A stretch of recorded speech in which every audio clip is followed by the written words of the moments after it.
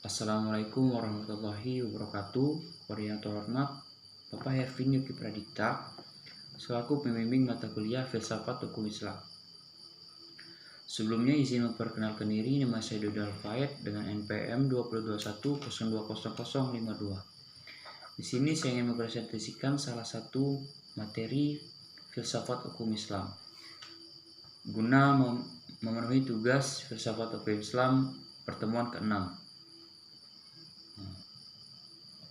Judul materi yang saya akan sampaikan yaitu objek dan kegunaan filsafat hukum Islam. Langsung saja ke materi, yaitu hukum Islam mengacu pada pandangan hukum yang bersifat teologis. Artinya hukum Islam itu diciptakan karena ia mempunyai tujuan.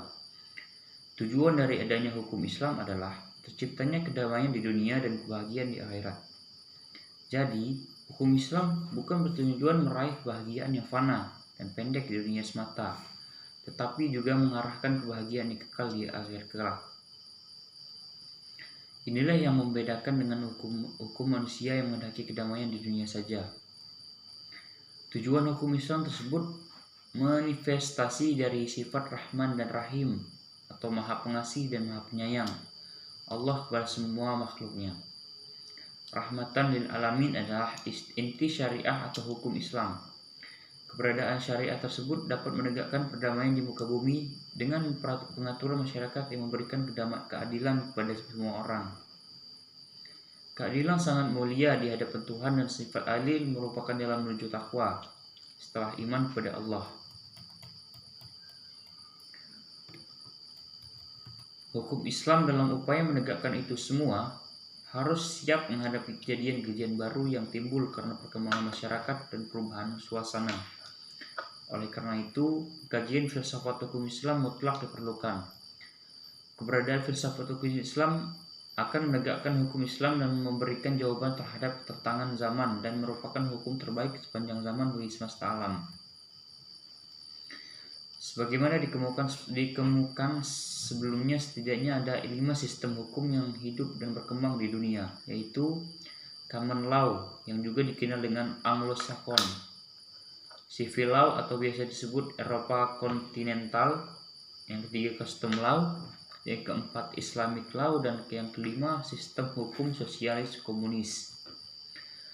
Manfaat studi filsafat hukum Islam adalah: yang pertama, menjelaskan kajian filsafat hukum Islam akan memberikan pengetahuan hukum Islam secara utuh kepada ahli hukum Islam. Yang kedua, filsafat hukum Islam diperlukan untuk pengajian secara mendalam terhadap hukum Islam. Yang ketiga, mewujudkan hukum yang berkeadilan yang senantiasa sesuai dengan kondisi zaman. Yang keempat, pengkajian filsafat hukum Islam memungkinkan pemahaman Islam secara menyeluruh dengan ilmu-ilmu agama lainnya. Para ahli usul fikih sebagaimana ahli filsafat hukum Islam membagi filsafat hukum Islam kepada 2 rumusan, yaitu filsafat tasyri' dan filsafat syariah. Yang pertama, filsafat tasyri'. Filsafat tasyri' yaitu filsafat yang memancarkan ahli filsafat hukum Islam, menguatkannya dan memeliharanya. Filsafat ini bertugas membicarakan hakikat dan tujuan penerapan hukum Islam.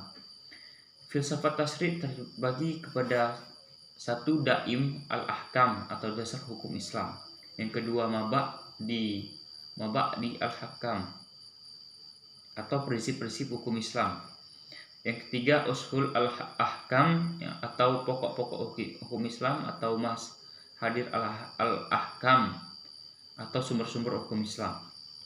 Yang keempat, maqasid al-ahkam atau tujuan-tujuan hukum Islam.